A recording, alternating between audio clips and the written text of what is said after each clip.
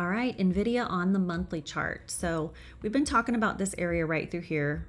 We have been stuck here for months, just holding it down like we are not letting anything pass this area. So it's definitely been a struggle. That sits about 169. Definitely multiple tests through here. This is looking like a descending triangle for now, but I am still keeping an eye on this trend line right here. If and when we break this trend line, NVIDIA is going to rip again. And I absolutely want to be in it. So I'm definitely watching this area. But for right now, if we get this break lower, this is my first target at about 153 if we can get it. There are some levels in between in the middle that I will give you next, but this is going to be that big target that I'm going to be watching for. If we follow the trend and come all the way down to this trend line here, we could see as low as 118.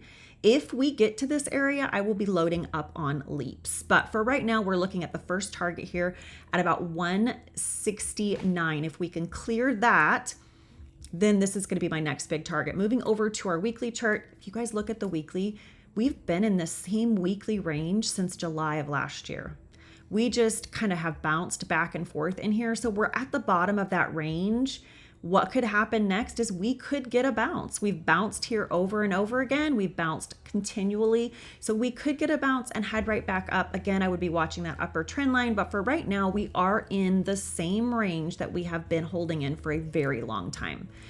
You can really see it on the daily chart. We've just held above this area. We come down, we test this area, we bounce. We test this area, we bounce. And so we could absolutely get that bounce again. I'm going to be watching 185 as my first target. That's a really, really big rejection zone. So if we get up to 185 and we can clear 185, then I'm going to be watching for that break higher. If we get up to 185, I'm thinking we will potentially reject again on the way down. If for some reason we just push a little bit higher and then come back down. On the push higher, my first target is 177. I think about 177, 180, we can reverse and head back down even lower. And these are my targets on the way down, 168, 166, and 164.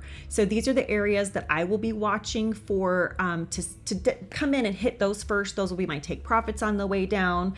I'm going to be looking for an entry on the pullback if we get into a pullback next week. Again, if you didn't watch the SPX video, I would go back and watch that, because one of the things that we talk about frequently is it's never a straight line, right? So we've got this big, beautiful drop right here.